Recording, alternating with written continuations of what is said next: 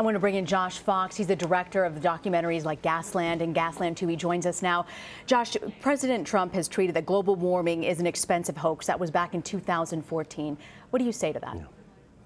Well, that's clearly insane. I think the thing that we need to talk about right now is the fact that the vast majority of Americans believe in science. The vast majority of Americans understand that climate change is caused by burning of fossil fuels, and that the Paris Climate Agreement is a very important international step for us to begin to address what is the worst potential crisis that humanity has ever faced.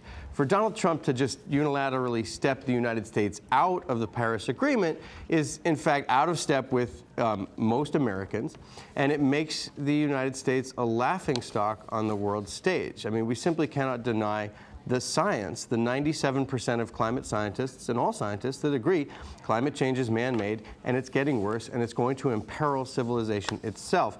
For Donald Trump to pull us out, you can't make an argument that's rational about it. You have to simply say that the president is not in touch with reality and is not in line with science or the basic tenets of what Americans believe in. And Josh, you know, Neil deGrasse Tyson, who is another science giant in our community here, he had tweeted out to say, if I and my advisors had never learned what science is or how and why it works, then I'd consider pulling out of the Paris Climate Accord too. A bit tongue-in-cheek here, but I mean, he believes in staying with this agreement. Do you believe that this would be sending a pretty bad message across the world if the United States pulls out?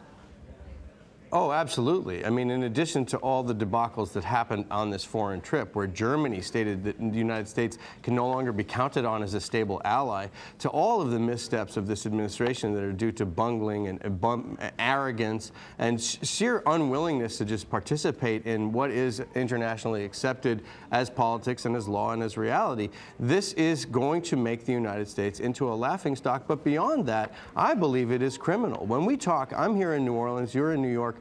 These two cities are imperiled by rising sea levels because we are melting the polar ice caps, we are making the earth warmer, and that will put these cities, in fact, the very stations that we're sitting in, underwater in the future. Ironically, it will even put a lot of Donald Trump's own properties, like Mar-a-Lago, underwater as sea levels rise. If we continue to pour carbon into the atmosphere, which is the result of burning fossil fuels, we warm the earth, we melt the polar ice caps, we imperil millions and millions and millions of people, and say nothing of the economic consequences of something like Hurricane Sandy or Hurricane Katrina that were exacerbated by a warming climate. I mean, there is no way to understate this.